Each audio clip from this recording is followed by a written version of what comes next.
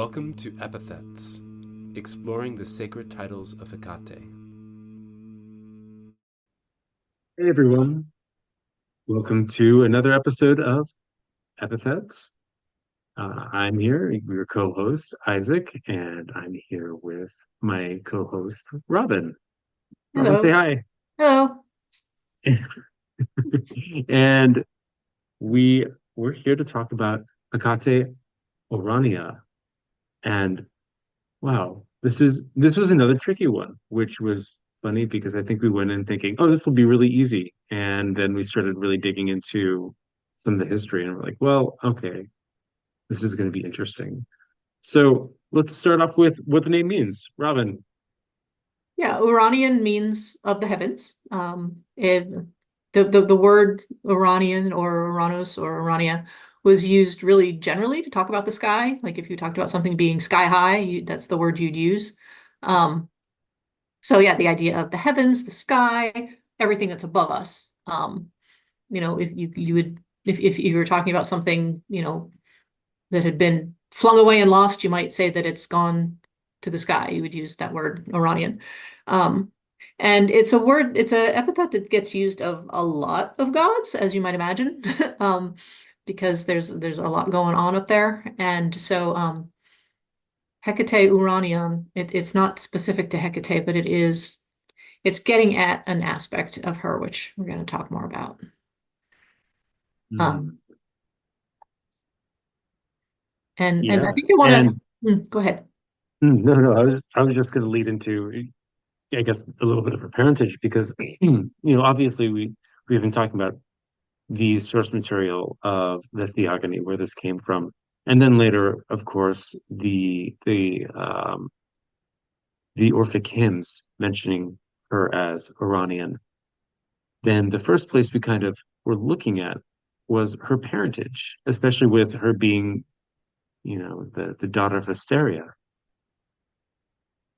Yeah, that was exactly where I was about to go. Her father actually is Perses, and we don't know a huge amount about Perses. And remember, these are Titans. I'm going to talk a little bit more about what it means that they're Titans. But Perses, his name means destroyer. But Hesiod talked about him as being like really wise. He is associated with the stars. He's associated in some places with the star Sirius, in other places with the constellation Perseus. It kind of goes all over the place, and he's not really like a clear figure. We don't have a lot of stories about him, but he does have that stellar association. And of course, her mother, who we've got a lot more on, is Asteria, whose name literally means of the stars. Um, she was actually the aunt, right, of Apollo and Artemis, who are the sun and the moon. So Hecate's whole family is up there in the sky. Asteria is all about the stars. So yeah, she's really associated with these sort of stellar planetary bodies up there in the sky. Um, Have you ever heard the theory? And I'm trying to remember where I read this, that Perseus is actually the embodiment of, this mythologized version of the Persians related to them because of the antagonistic relationship they had with them. Uh, with the Persians being the destroyers, the foreign source of destruction in the Greek world. well, that's an interesting idea. I'm not sure I've run across that, but well, the name Perseus literally in Greek means something like the destroyer or the raider or something like that. Mhm. But yeah, that's interesting. I don't think I've come across that, but I could see that. Though with Hesiod praising his wisdom, I still don't know what's up with that. Right, right. He's so wise, but he is Yeah, the destroyer. It's like, okay. Hmm. yeah. And yeah, he is in some cases associated with Sirius, which I know in a lot of different cultures is associated with kind of a hard time, the Mhm. rising of Sirius. But I did want to talk a little bit about the fact that we're talking about Titans here. Like Hecate Mhm. is a Titan too. And it's kind of significant when we're talking about Titans versus gods, because the gods are more like personalities. They're more like people. They have, they have all these complicated stories and relationships and motivations and things going on. where the Titans, while there are some pretty dramatic stories about the Titans, they're more like the embodiment of a thing. Like when we talk about when we talk about a Titan of Earth, the Earth, like Gaia is not a person, right? Gaia is actually the Earth, but the Titan is sort of the personification of that. Where we might have a goddess like Demeter, who's an Earth goddess. She's associated with things of the Earth, but she is herself. She's her own being, right? She's not the Earth itself. So when we've got these sort of star gods, like the idea of Perseus being associated with Sirius, that could mean that he is Sirius in a way.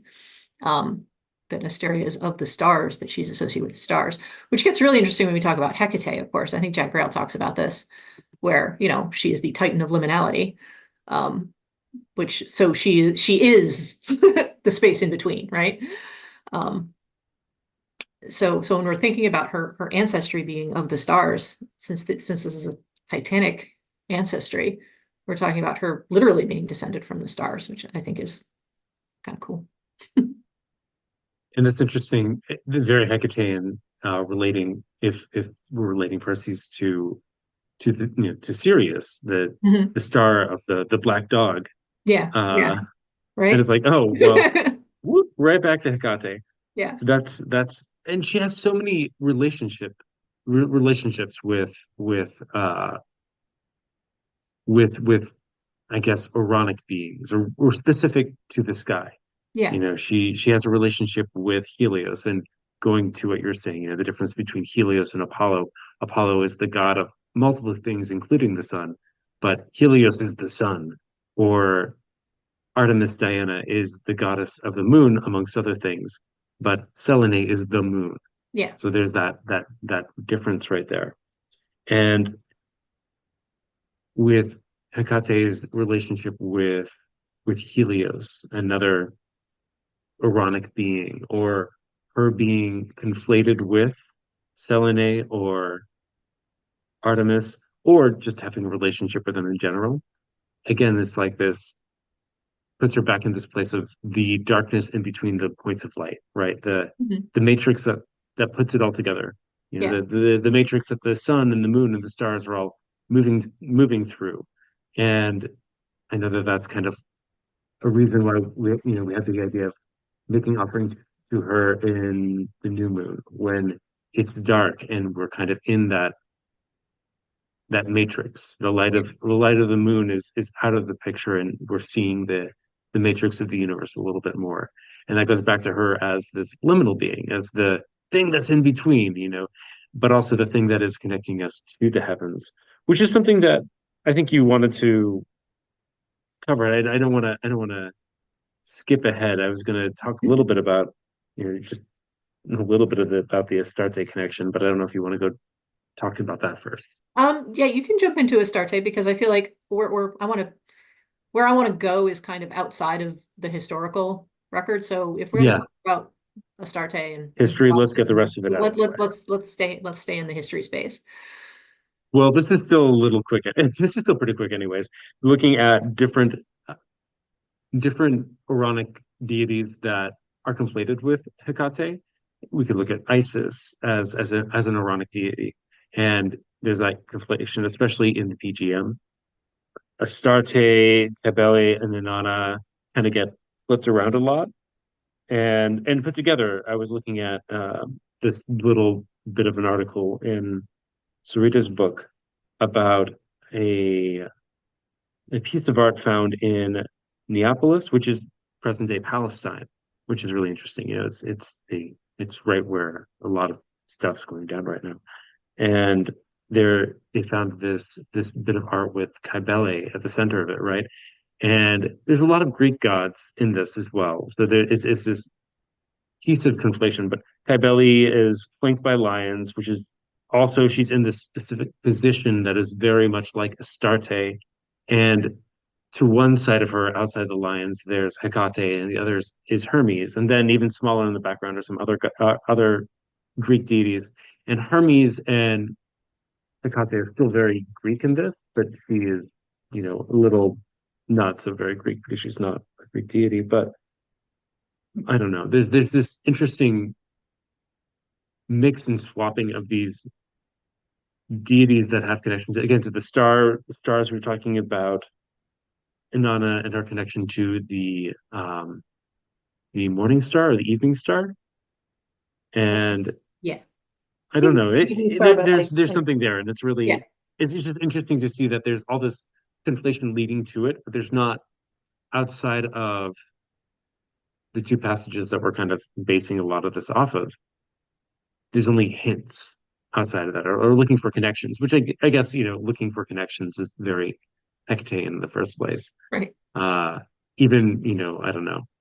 This is a bit of a stretch, but uh, I remember that. So thinking about keys and their connection to both, the underworld, the keys to hell, but there's also the keys to heaven, which Mhm. Saint Peter has. Yeah. If you're looking at Christian mythology, and that's actually why I don't know. When we were in York a few years ago in England, it's covered with keys everywhere. That's the cross keys are a sign of York, which is totally talking about the keys that they're like, well, we think that this is for the keys to heaven, Saint Peter, blah blah blah. But for a little Hecate with like me, I was just like, oh, this is cool and this is old, and I even if this is not what it was meant to be, it still has that feeling. There's magic there. But anyways, that was a bit of a reach, but that's really all I have for history right there.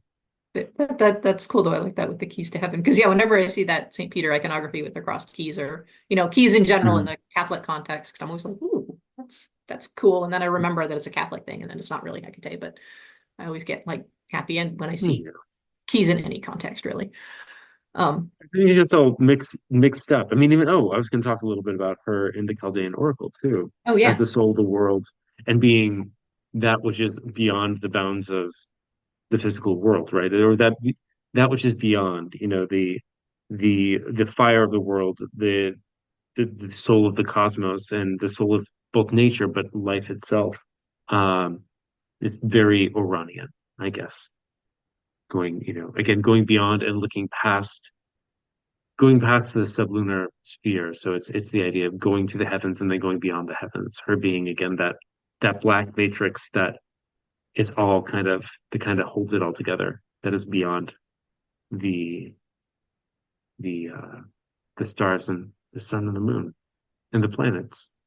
Even with the planets. Oh, I was going to talk about jumping around my notes. I'm trying to get all the historical stuff out of the way.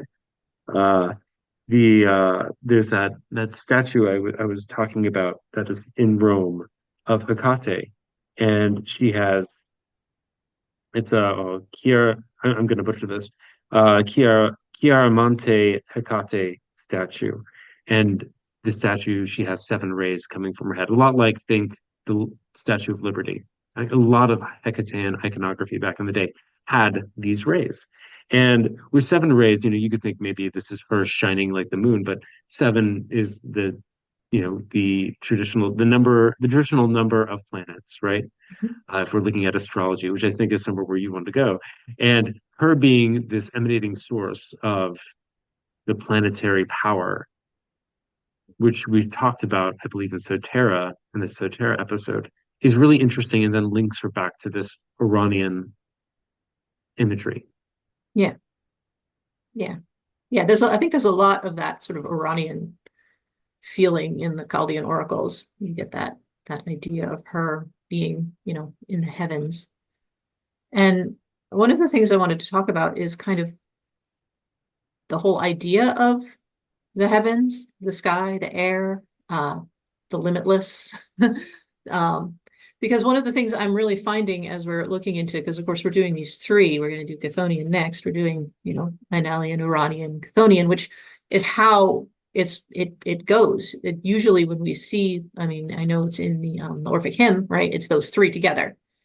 Mm-hmm. And the more I look into this, the more I feel like what we're seeing with those three is the three together as a unit, as a structure there.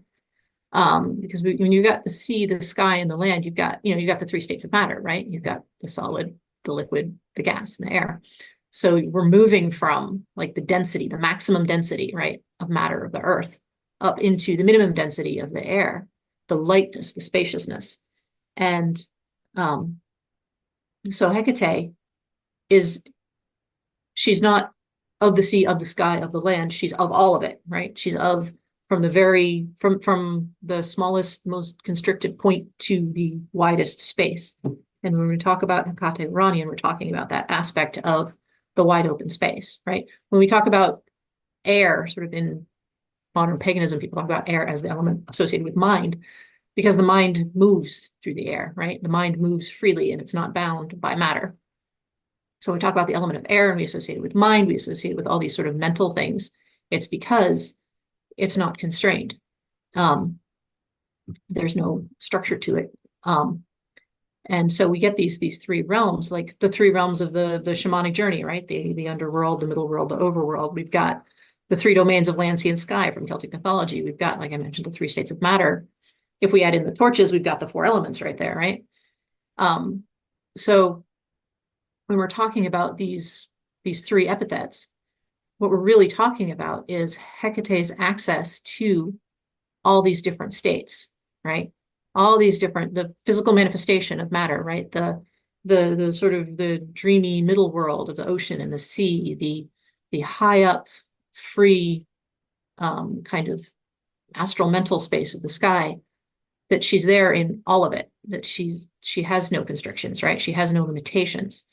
And I really think that that is what this is getting at. And we have these epithets put together like that. And I think looking at them as a unit, maybe we can talk more about that when we do Chthonian next week too.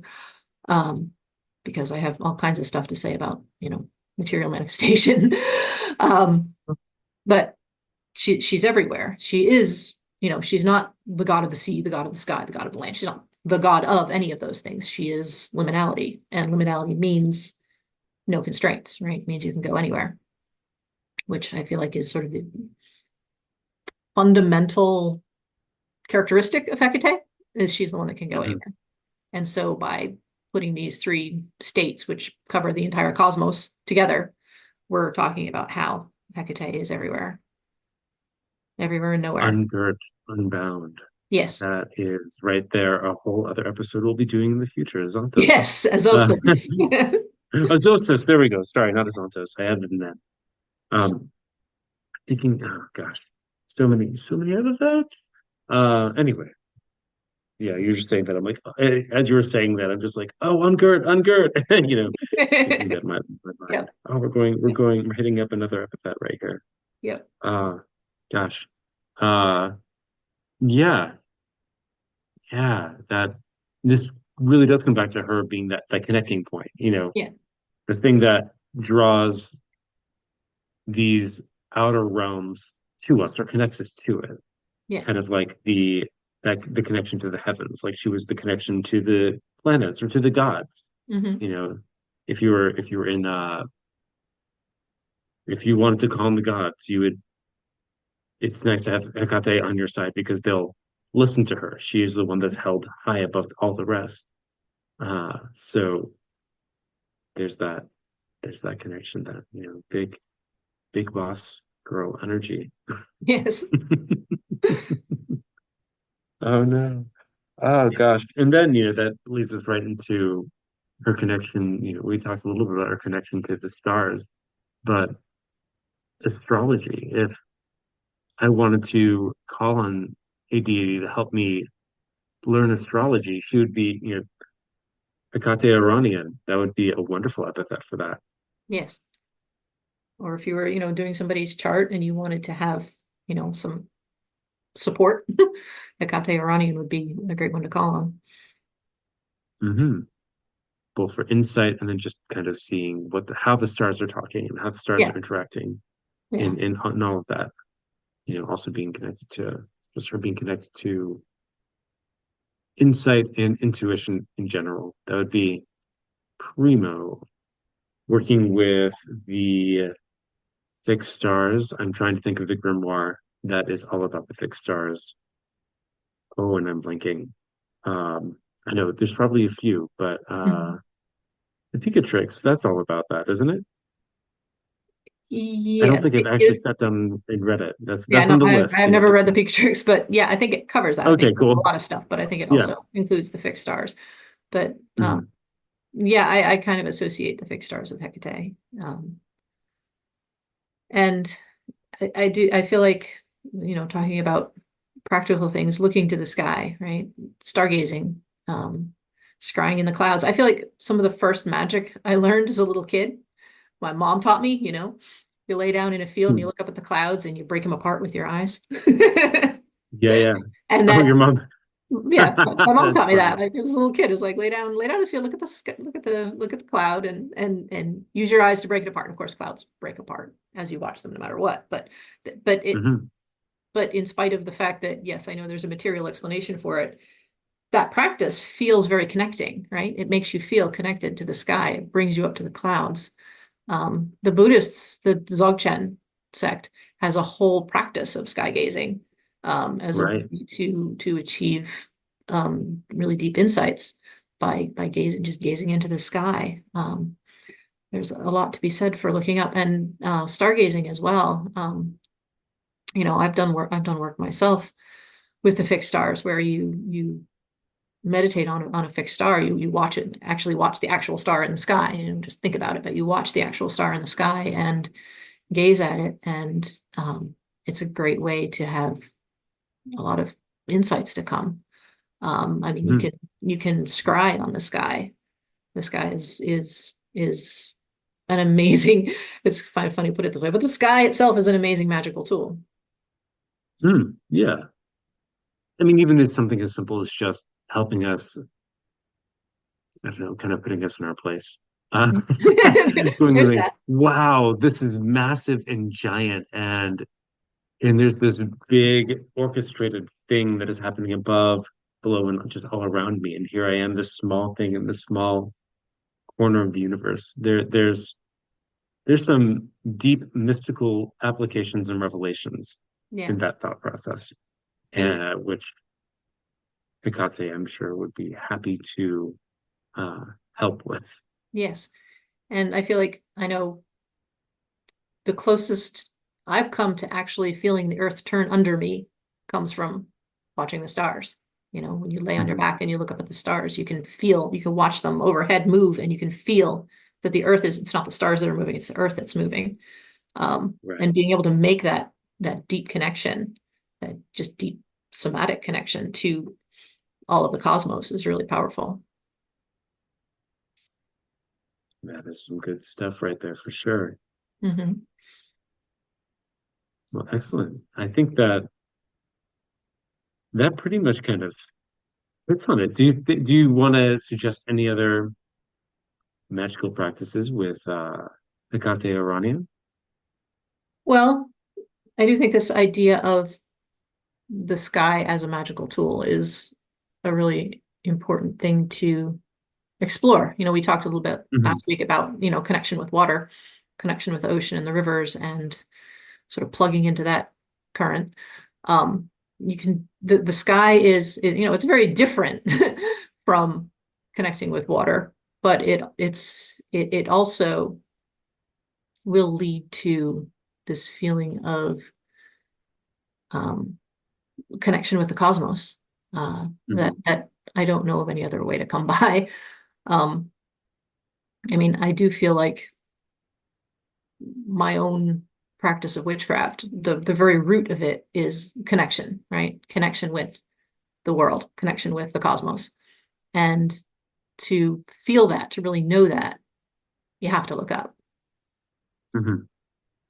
Mm, absolutely. My mind's kind of wandering in idea on some synthesis ideas. As you know, I really enjoy playing around with the Solomonic pentacles Yeah. and working with them. And there's a lot of interesting historical crossover with mythological King Solomon and like extra mythological, canonical, extra mythological King Solomon Mhm. and Hecate. There's coins that traditionally have them both on the same coin, kind of interacting in the bit of art. And with her connection to the stars and his connection to the planets, I'm wondering I'm wondering how one could kind of play in the middle with that. Again, Solomonic Pentacles, because they work with Psalms, is, well, not, you know, not very blatantly Hecatean. But I wonder what the middle ground is. And this is kind of just me thinking out loud. How could I play around with almost a Hecatean Solomonic Pentacle? That That would sounds be, cool. yeah, this is something for me to figure out in my free time that I'm just I'm All your free time. positing all that free time that I have strewn about. Uh, something that I'm positing on the podcast because I'm just thinking about it. There's something there. There's something there, Yeah. and I can't quite put my finger on it, but I'm going to chew on it a little bit, and I may not. This may not bear fruit for probably over a year, but if the PGM can smash things together, why can't I? Uh, Very Hellenistic of you. uh, listen, it's unbound, going Unbound. beyond, Unbound. crossing boundaries here and there. But I don't know, ideas for sure, Hmm. because they're all planetary, and how can you make a something that goes beyond planets? Anyway. Uh, Here we are, Iranian. Yeah. There she is. Our big takeaway. Go outside and look at the stars tonight. Yeah. Go look up. Or the next time the sky is clear, and really sit with Hecate and the expanse of the universe for some cool, mystical, slightly uncomfortable sometimes experiences. It goes back to the idea that, she's her experiences aren't always comfortable because they go beyond your comfort zone. But the fruit that the experiences bear is delightful. So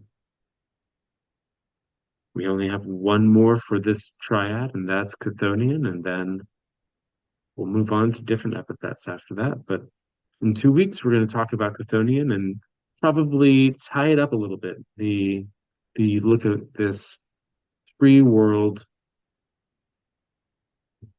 connective Hecate. As you know, or maybe you don't know, we do have our Facebook and our Instagram. You can follow us there and reach out and say hi if you want, or maybe say, hey, have you thought about this epithet? We love hearing from folks. So I guess until the next episode, thank you for being here, and we'll talk then.